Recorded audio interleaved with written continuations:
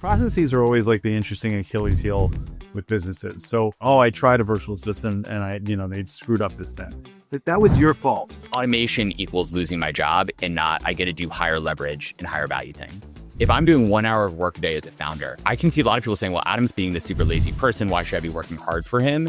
I don't want people to work an hour a day and I don't want them to be replaceable, but I do want them to be able to work an hour a day and be able to be replaced. Welcome to the next episode of the Entrepreneurial Excellence Podcast.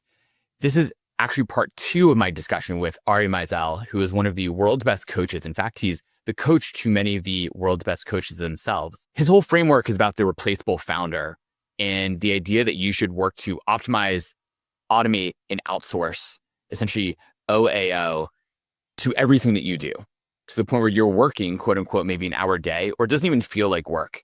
He really ends on one of the key points that I think is just so fascinating, which is the idea that basically delegation is true leadership. And so many founders and so many entrepreneurs do not understand this philosophy. So if you want to understand what true leadership means and how to build an enduring company and legacy, this is an episode for you. I'm Adam Spector, 4-time founder, investor in 200 plus startups. And this is the Entrepreneurial Excellence Podcast. Please listen, leave some ratings if you love what we do, and enjoy. I have Ari with me again, mostly because we did not get through so many of the things and questions that I wanted to ask him last time. And the way he thinks about things is frankly fascinating and really valuable to every founder and how they're building their business. So if folks remember, Ari has written a number of books. He is a coach to many of the coaches that we all know on really just how to build, how to remove themselves as the founders and leaders. So maybe to kick things off, Ari, one of the questions that I wanted to dig into, you mentioned early on in our last conversation, the idea of Kaizen, right? Which is continuous improvement in Japanese. And it's actually something I talk about a lot with my team as well. And the question I want to ask you though is, the idea sounds great, but why is it so hard for people to actually implement? Or at least I find it to be very difficult, to this idea of continuous improvement as an individual. Actually, as an individual, I find it easier than I do for an organization in making organizational muscle around improvement. I turn that around for just 30 seconds. Why do you think it's hard? I think it's hard because it's about investment. Essentially, Kaizen is about making a long-term investment and having a longer-term perspective. Like, we need to make improvements to improve the organization.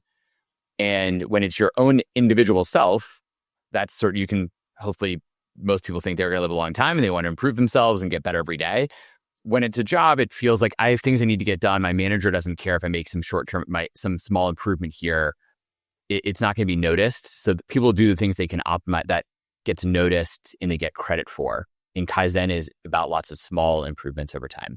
Yeah. Okay. I think that's one of them for sure.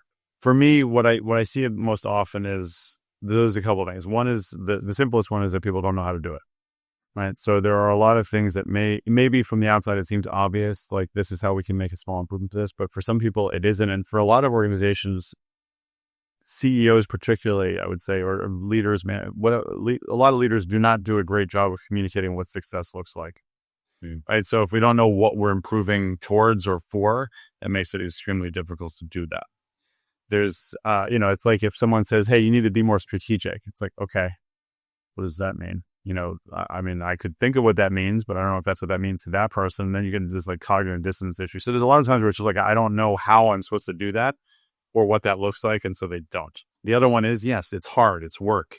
It requires you being introspective. It requires you taking that extra time to look at not only doing the work itself, but then taking extra time to look back at what went wrong with the work or what could have been better or anything like that. So it is sort of that extra step. And then on that end, there's of course, there's opportunity that you're going to unearth something or reveal something that makes you look bad and jeopardizes your job.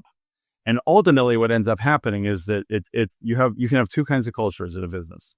You can have a culture where people are playing to win, which means that they're willing to fail sometimes, and you have to celebrate that and allow that and welcome that.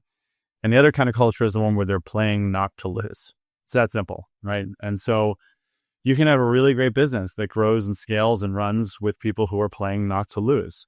I think there's a limit And I think that the experience is probably overall a lot more soul sucking for the people involved in that kind of an organization. But it depends on what you want.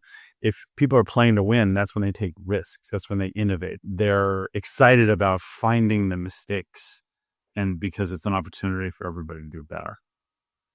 And do you celebrate finding those mistakes? Like, how do you build a culture around that mindset, right? So it sounds good, but how do you build a culture around it? Did we talk about the 5 whys last time? We talked briefly about the 5 whys in a little bit, but that's a great actual framework for people to sort of find solutions to their own problems. And we, at my previous company, we would always incentivize people submitting 5 whys forms, right? The more the more, the better. So we were actually tracking people's ability to look at what they had done wrong or what they felt maybe didn't go really, really well and how it could have been done better. Like, hey, do the 5 whys on what went wrong here. Like, individually, just go do it and come back to me to explain what went wrong. Yeah, and the whole point of it, a big point of it, is that it empowers people to find a solution to their own problem, because it sort of walks you down that path rather than somebody coming to you with a problem and being like, I don't know what to do, because that's just not good, right? And at the end of the day, it's really how you respond to those kinds of situations. If somebody makes a mistake and you call them out on it and you embarrass them or you make them feel like they did something wrong, this is like parenting. It's not that different. Yeah. Right? You can't use making somebody feel bad into making them better, right? That's not how that's going to work. And the thing is if somebody makes a mistake, there's a mistake. If they make a mistake more than once, that's a different issue, and then that's something you can address. But I also am a pretty big believer in the sort of extreme ownership idea of things, right? Where it's like, if there's something wrong with the team, it's my fault. If there's something wrong with the process, it's my fault as an owner. We look at how do we solve for those issues, because what we really need to be thinking about, and my methodology, as you know, is called the replaceable founder, and everybody should be as replaceable as possible, including me, including the founder, whoever it might be. And what that means is that the business needs to be able to stand on its own, which means that if somebody makes a mistake at something, we're trying to make the business a sustainable unit, something that can stand on its own, something that doesn't require you being stuffed in that job and in that position in order for it to operate. So everybody needs to be in that mindset of being more replaceable so that we can be replaced up and do better, more interesting things. So so many questions from that. So maybe the first question I have is, we had a sort of a breakdown again in our process getting this started, which is embarrassing, but also a good highlight where even an organization that I like to think we're decent at this stuff can prove so much further, and probably will work with you in more depth. But the breakdown, so how would I go about this, right? So I have a process where my EA every day, just use as an example here, right? My EA every day goes through my calendar, lists all the key meetings I'm having, who I'm meeting with, the key information about all those meetings, the link even to go meet with them. So she's looking at my calendar with the link for the meeting. And yet our call with you, I'm reading through our notes, prepare for the call, jump in, look at my calendar, okay, I'm gonna get started. I'm like, oh my God, there's no invite in the calendar. Like, what happened here? What is the right way that I can approach her to not make her feel like something went wrong? She even, by the way, has notes in my note document. Hey, you're meeting with Ari, here's why, but it's missing calendar link. So she looked at it. How should I ask, hey, her name's Nora. Nora, can you go through and do the 5 whys? Yeah, absolutely. Be like, hey, there was no link. Here's the problem. There was no link in the thing. Fill out this form. Why did that happen? Right. And see what she comes up with. But the other thing is that, and so this is specific to calendars, but so I'm a real stickler about this with calendaring stuff, not just when I have assistants working with me, but other people, is I'm really big on completely filling out calendar events always, which sounds very basic. But so even if I have an event that I go to every week, 3 times a week, doesn't matter, like my kids' soccer and stuff like that, I will still fill in the location in the maps or in the location section, always, no matter what. I don't necessarily put notes, but there's always a start time and an end time. That one's obvious, but putting in the location and putting in the right calendar, because we have multiple calendars, that's always a big one. I always see this all the time where people have events and they don't have locations, whether it's a physical location or a link. So to me, that's just a standard. There will always, if there's never a blank location, no matter what. And there's a few reasons for that. It's not just obviously I know my way to my kid's school, but for example, when I get in my Tesla in the morning, it automatically grabs the location of my next calendar event and it's ready to go, right? It does that.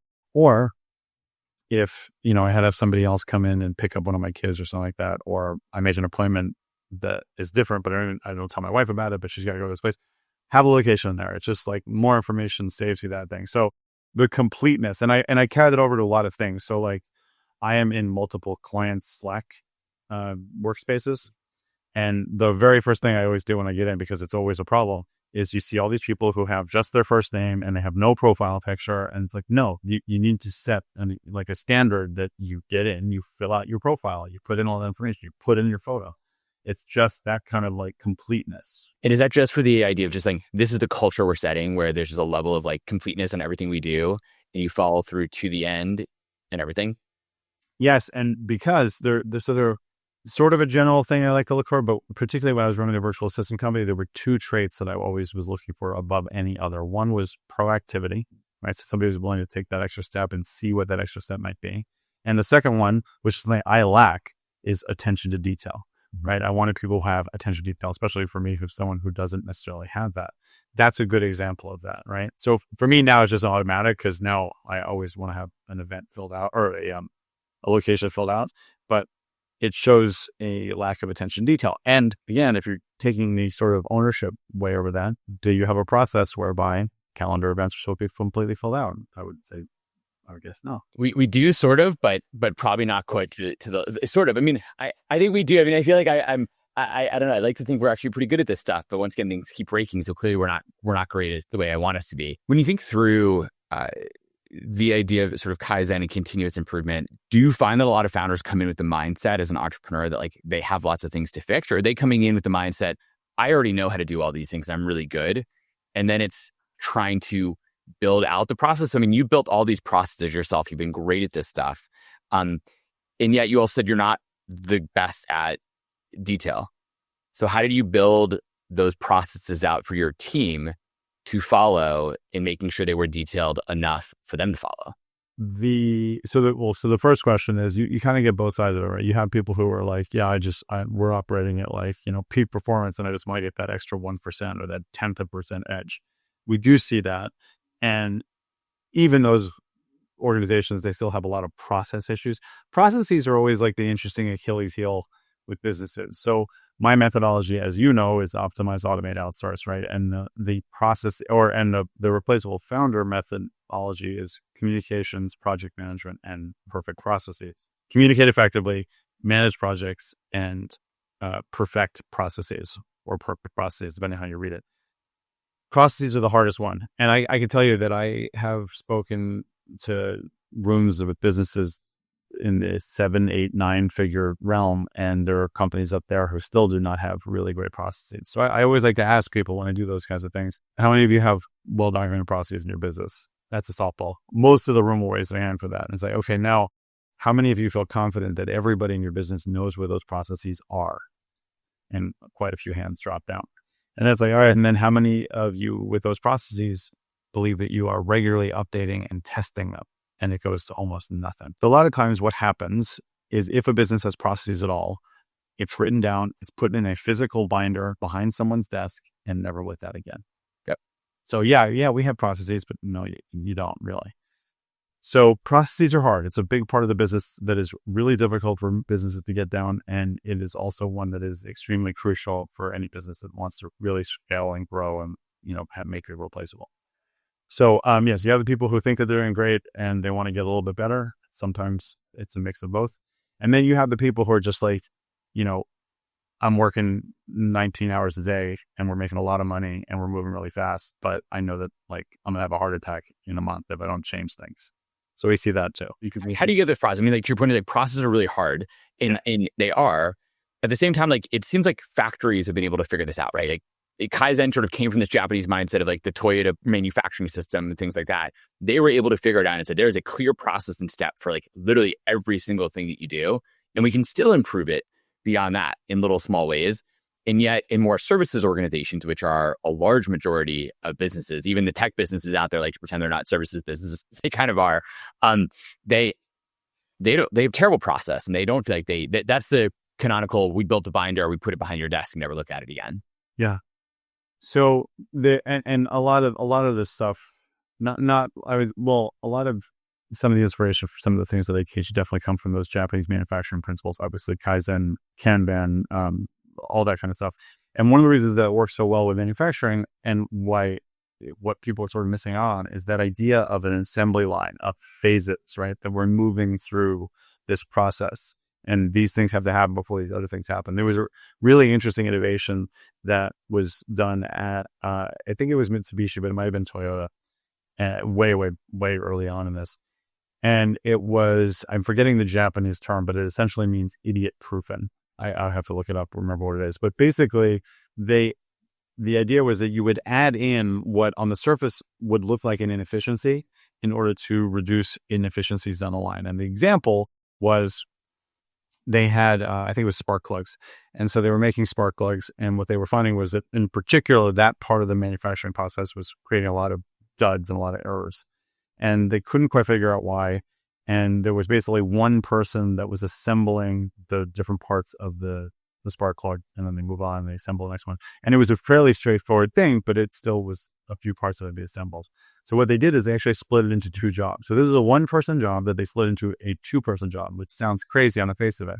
But what ended up happening was that the first person would have to do these first two parts. And if that was not done correctly, the second person couldn't do their job. And it was immediately corrected. So it would be redirected through another conveyor belt, go back to that first person, and they would have to do it again, right? And they fixed the problem. So that's not the solution to everybody's things, but that's why one of the things where that manufacturing idea and the idea of that assembly line makes so much sense. So it's like, we have to make it work here. It doesn't work here. It doesn't go here. Yeah.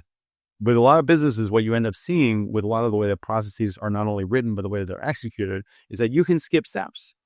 So if you don't use a process documentation tool like Process Street or Trainual or UseWell or one of those things. So let's say you're using, because I love this when people are like, oh yeah, we have our processes, it's all documented in Asana, or it's the problem with that is that you can look at it, you can read the process in Asana, but you can also move over, you can click past a step if you want, you can delete a step, you can move things around. There's no controls in a tool like Asana, whereas in Process Street, you can make it so that the person can't even see the next step until they complete the step before that. And so you really create this environment where the process itself is what's being executed, and somebody becomes a process manager rather than like a project manager. Almost in a weird way that seems so small, but to me, it's almost like the innovation is saying, which a factory does, right? You can't go to the next step until the previous step is completed. Physically true. Once again, in most services organizations, that can be skipped all the time, right? In the case of my calendar, for whatever reason, the fact there was no link for our invite, but was skipped, and it still got added to my calendar. All the other steps were done, but that was missed. And so you almost have to create the system where it just says, you can't go forward. How do you explain that to people? Whatever the Japanese term is sounds better than the American one, but sort of idiot proofing. But how do you explain that to people when a lot of people believe and are really accurate in some cases, like they are experts at their job? So, by the way, the term is a poka yoke, which I think is great. So it's a poka yoke, which is poka yoke, which is idiot proofing. So when somebody is an expert in that process, that's even worse, right? Because that person is the worst person to possibly document the process because they have so many shortcuts and heuristics in their brain about how they do it that they couldn't possibly even be aware of, and they certainly won't convey to somebody. Which is why, and again, stop me if I explained this the last time we spoke, but the way that I teach people to document processes is the traditional way that most people do it is they'll write down a process and say, here, go do it. Or they'll show somebody and say, here, go do it. The way that I teach people is I say, you show someone the process and then you have them write the SOP. And then you take that to another person and have them run through it. And it never works, which is great because then you get to see where it breaks at a very, very granular level. And once you get through that, what you've now done is created a process that is not only effective at a tertiary level, at a secondary level, it's now effective at a tertiary level, which in essence means that you could take somebody off the street with no training and have them run through that process without any errors. Yeah. We've talked about, after our conversation last time, we had a whole discussion internally about this and are trying to force exactly that internally and saying we're just going to be doing this. And the goal is within the next 12 months, every single task that we do, anything we do that is repeatable at least once a year for every one of our customers. So essentially something that every startup has to do at least once a year is going to have a clearly written down. I've been talking about this for like 2.5 years, but we've never been able to get over the hump of really doing that in a big way. And we're just going to force that to some extent, brute force it. I'm sure we'll have separate conversations about maybe why that's not the right way to do it, but getting to a point where this really becomes like a requirement for every single one of our clients and for new clients. The moment a new client starts, they start, and we've told people this, and we do some versions of this, where they're starting with, a dozen plus like pre-built checklists already. So it's already better than whatever that company has. But we then need to be great at following those steps every time, and we're less so great there. Well, and the thing is that people need to keep in mind too, because it sounds totally tedious, and it can be initially, but then you start to build that muscle for it. But the other thing is that once you document a process in that way, then the optimization, automation, and outsourcing becomes really obvious. And automation is really a big part of that, right? Because if you break something down into its most rote basic steps, if this, then that trigger action, you can probably automate the majority of those processes at that point. How do you, so I agree. And in some ways, a lot of people though, I do think sometimes people overstate the value of automation to some extent in the sense that like, and you mentioned this on our last call a little bit, but like people sometimes jump to automation too quickly without first optimizing, I believe is what you said. And that's sort of an issue. I actually have a former co-founder, my first co-founder, he had something called the Walter's Rule of 10. His name is Walter, where he said to me, he's like, Adam, I will not write any code and automate anything that you want me to do until you do it 10 times manually yourself. And it was a great rule. And so how do we say the same thing for any team, and also not make sure people understand that this is a value add to automate something and it's not automating away their job? Because I think people have this real fear of automation, and then AI is coming down the pipe, of course, too, where I'm going to lose my job. Automation equals losing my job, and not I get to do higher leverage and higher value things. Yeah, I mean, for some people, it does mean losing their job. For a lot of people, it means freeing you up to do more interesting jobs. And that's the better way to look at it. Yeah, so automation basically does a couple things, right? It speeds things up. We know that. It also reduces errors, which is great. That's one of the primary things that I look for in an automation. But it'll speed things up, and it could speed things up in the wrong direction, right? So if we automate something that has no purpose being automated, meaning like it's not actually driving us towards the goal, or it's not something we need to be doing, or it even worst case, it might be distracting from the thing that we need to be doing.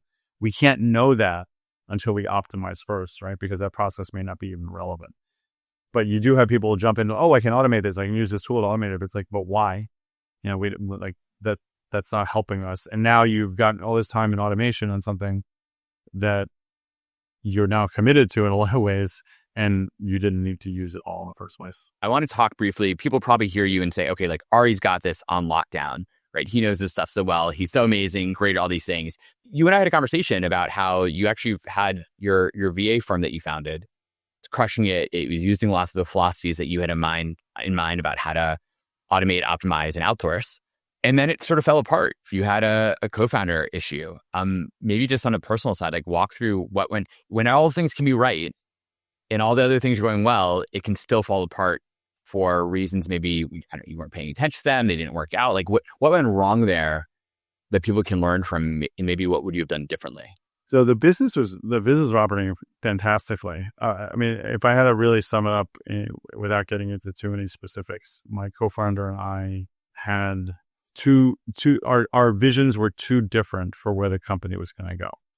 So effectively, he wanted us to become like the Amazon for tasks, be a unicorn, do thousands of VAs, hundreds of thousands of clients, that kind of thing.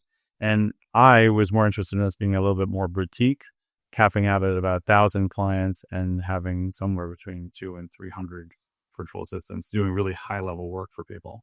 Which both of those are huge businesses from a revenue perspective, irrespective of that. I mean, they're both. It's not like you're trying to shoot for something teeny.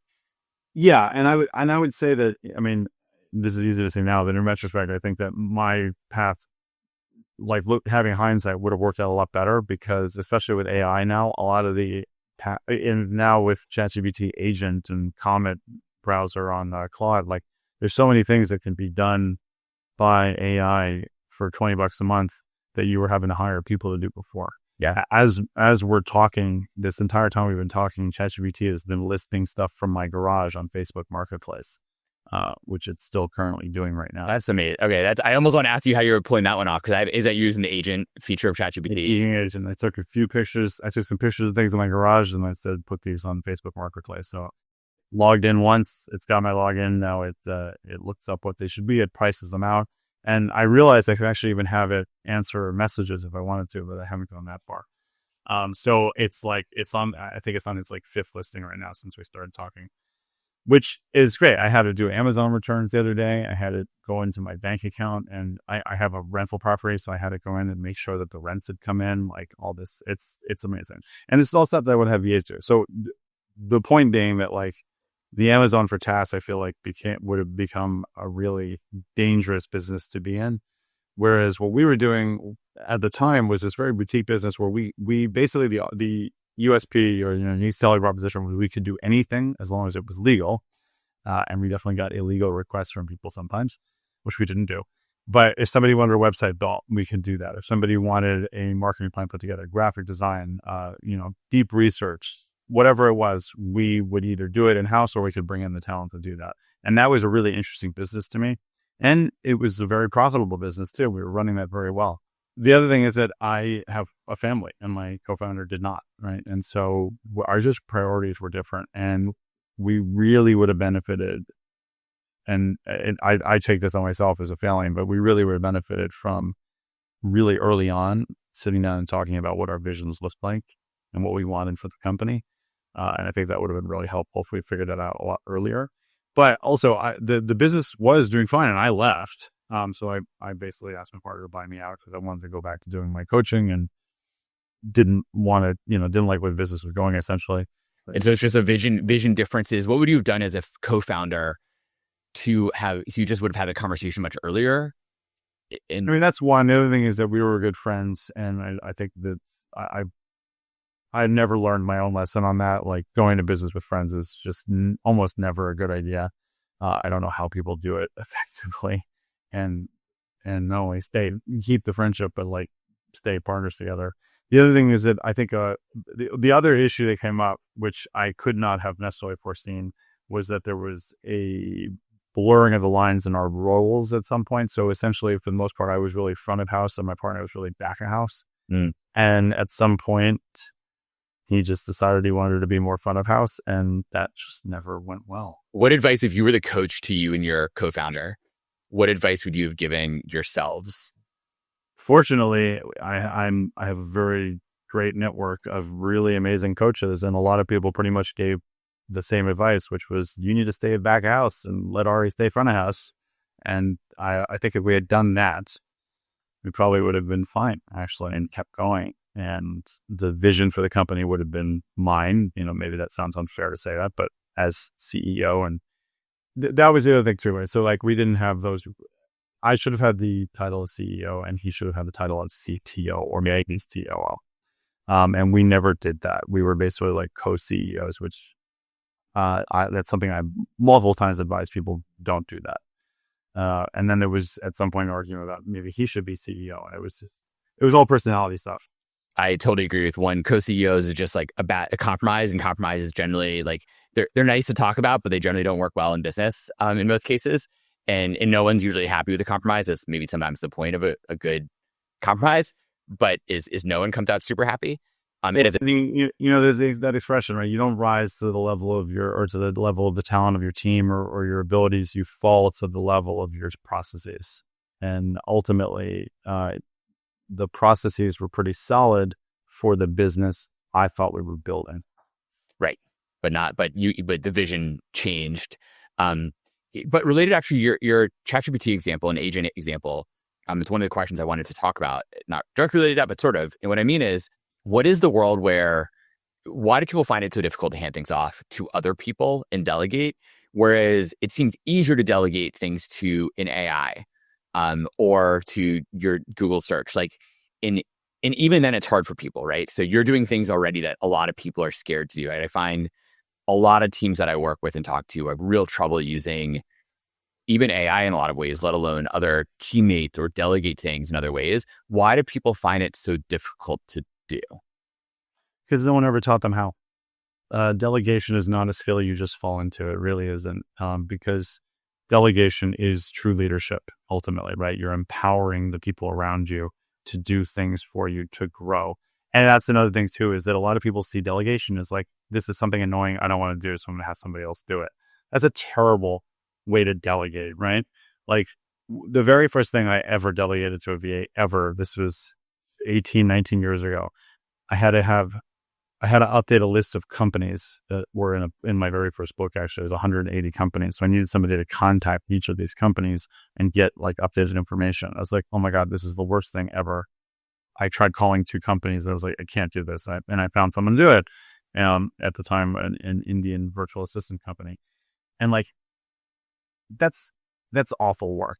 Like that's, and they did it and it did great. And it got me sort of hooked on virtual assistants, but it's like, that to me is not delegation, right? That's almost just like, that's like sweeping something under the rug. It's like, oh, I don't want to deal with it. Somebody else deal with it. It's pretty low risk, right? Low stakes, and like, just go. And also all that can all be done by, ChatGPT today, right? And obviously we're almost 20 years later here, but ChatGPT can go here, take this Excel spreadsheet to all these companies, go to each of their websites and find out if there's updated information about these things. That's it, right? So delegation is truly about empowering other people, right? With things that, it's not just things you can't do or don't want to do. It's things that you shouldn't be doing. And I think that's a really important distinction, because whatever position you're in, whether you're the leader or you're the manager, whatever it might be, there are things that you should be doing to better the business and to better yourself. And there's things that you shouldn't be doing. And most of the time people spend the majority of their time on the things that they shouldn't be doing. Yep. Because that's what they know. That's what's easy. And that's what's harder for them to pass off. The other thing is that everybody has had a bad experience outsourcing something for that very reason. They don't know how to do it. They try, I tried a virtual assistant and they screwed up this thing. It's like, that was your fault. And I always say this when I give talks, like, that was probably your fault. Same thing with ChatGPT and other AI agents or AI tools. I can't tell you how many conversations I had with people over the last 2 years where it's like, oh my gosh, have you tried, this new thing, ChatGPT? Is like, yeah, I tried it. It wasn't great. It's like, and like, did you try again? Did you tell it wasn't great? Did you try to work? Like, yeah, it wasn't great. Like that. There's so many people that have that attitude. Carbon Voice, the app that you and I use to communicate, right, which is asynchronous communication, one of the greatest tools I think that's come out in a long time in that space. For years and years and years, I've been using Voxer, and Voxer sort of really made the market in that way. And Carbon is way, way, way better. But so I've had all sorts of people on Voxer forever. I have a client who's really smart guy, really successful. And I told everybody, get on Carbon. This is the better way to do it. A month later, he sends me a Voxer message. He's like, I looked at Carbon. Like, I don't really see the benefit of it. I was like, you looked at it? Did you download it and try talking to me on it? Like, are you kidding? You looked at it. That's not like, right. And again, that's just so many people. It's like, yeah, I tried it. Is that just a human failing? So, by the way, and I'll add a quick personal note here because I find it, I've had a similar discussion with a friend of mine where I was explaining, so I built this sort of AI doctor for doctor stuff, right? All my biomedical information, all this other stuff, in a very detailed prompt that's like pre-built into it. And my friend was like, well, why would you do that? Like, what a waste of time. It seems like so busy. I'm like, one, like, this is all the information I would go tell my doctor anyways, but I don't want to go bother my doctor every time. It's expensive, frankly, to bother my doctor. And two, I can go so much deeper here. And three, like, I get better at using this tool. So to me, this makes so much sense to be good at this stuff, and I can over optimize on all these things that I sort of find interesting. And they just didn't get it. And I'm like, but you're going to spend so much more time down the line trying to explain all this stuff to your doctor over and over and over again. Why would you do that? Yeah. And you should respond to that person and say, how much time do you think you're spending on anxiety and wondering and worry about what you should do next, what you should ask, what you could have asked, what they're going to say next? Yep. I got a rash from gardening like 2 months ago. It wasn't poison ivy. It was just a rash from gardening. And I went to the dermatologist, and the nurse comes first and looks at me and stuff. She's like, oh, I think we're probably gonna have to do a biopsy. So I'll get prepared for that. And I know a lot about medicine, and I've been through a lot of stuff with chronic illness. And she left the room, and I immediately pulled up ChatGPT. So here I am. They said I'm gonna have to do a biopsy. What am I looking at? And ChatGPT was great. It was like, you're not, and ChatGPT had pictures of it already, of what was going on. And like, it's not cancer. You're not dying. Like, they probably have to do this. They're gonna do culture. And I was like, yeah. So the doctor walked in, and I was like, I'm ready. Like, that was it. maybe I'd have a great practitioner that would let me do that, but I saved her trouble and I saved me trouble, and it's like, that's it. Correct. So, people often do not take into account the toll of the unknown, right? Of like worrying if it's happening, if it got done, what you need to be doing. But it's like, no, but I'm taking care of it. Yep. No, this is, I have a great person to do there, but I want to be careful on time. So maybe I want to end on this sort of last question that I really want to talk about, right? Which is your whole idea of being a replaceable founder. In getting to the point where you're working like 1 hour a day sort of thing. And this actually reminded me of a book that I've loved that you probably read called 4,000 Hours, right? Which is, okay, so you've read it, right? And I remember, I'm pretty sure it's from this book, one of the anecdotes is how Oprah Winfrey works like 1 hour a day and stuff like that. And the question I have for you is that what we all should strive for? How do you think about that as a founder perspective? In other words, like if I'm doing 1 hour of work a day as a founder, I can see a lot of people saying, well, Adam's being the super lazy person. Why should I be working hard for him? Or is it sort of like, hey, look, that 1 hour that I do is so valuable because it's really focused and really in stuff that only I can do, that it's totally okay. And then how does an individual think about that just overall in their lives? Like, especially with AI right now, are you getting to the point where you're like really can work 1 hour a day? And is that a good thing? How do you spend your time otherwise? So I know there's a lot of questions in there, but. No, so I think it's a great question. So I might butcher this a little bit, but you know who Jordan Peterson is, right? Mm-hmm. So, I mean, he's a little bit knuckled, but he talks about how. Can you explain him to people just for those who don't know? Jordan, he's a psychologist, but he's just very controversial about all sorts of things. And he has this very specific accent and a lot of stuff on social media.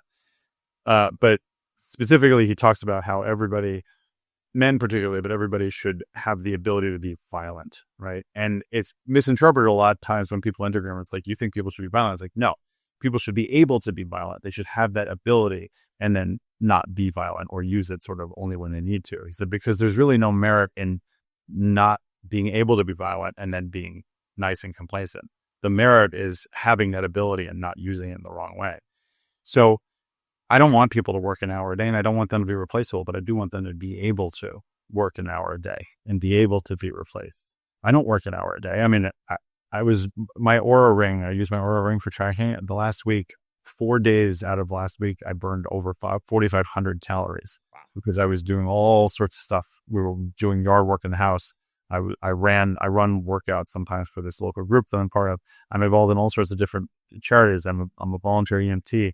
And I also run my business and I'm a father of 5, right? So like the idea that we were to work an hour a day and then like, go into your cryo chamber and go to sleep, like that's not what we're looking for. Is it maybe a better definition of work though, right? Most of those things you mentioned, you probably don't view as work. I don't view any of it as work in a lot of ways, honestly, like, cause I love coaching and I love what I do. And that sounds very corny. I know that, but no, because it depends what you're supposed to be doing. Right? What your work is. I believe that my highest and best purpose is as a creator of content and as a coach, which can sometimes be the same thing. And I believe that all of these other experiences that I have in my life help me become a better content creator, right? Those experiences, those perspectives. Being an EMT has been one of the greatest experiences of my life, particularly when it comes to business and helping people get through stressful situations, stuff like that. So everything is a learning opportunity. Everything is Kaizen, right? We're constantly improving, constantly getting better. It just looks like work to the outside world 1 hour a day. Yeah, no, I love that. Okay, maybe just end on that. That was just so well said. Ari, are there? I know we asked last time, but since other people just listen to this off brand new, how can people get in touch? How can they learn more about you? Read some of your content. Read some of your books. What are the places to get started if they want to get into the replace themselves and optimize, automate, and outsource all their work to build the best company they can as an entrepreneur? So everything is at lessdoing.com, but people, you absolutely can feel free to reach out to me directly on Carbon. You can go to less.do, that's do/talk, and get in touch with me directly. Not a funnel, not an automation, not an opt-in, not a VA, just me. That's pretty amazing access. Everyone should take you up on that. It's been a pleasure, and I feel lucky that I've had the chance to spend as much time as I have with you and probably a lot more coming up as we try to improve our organization. So Ari, such a pleasure as always. Thank you so much. Have a great rest of your day, and we'll be in touch soon. Thanks for being on the show.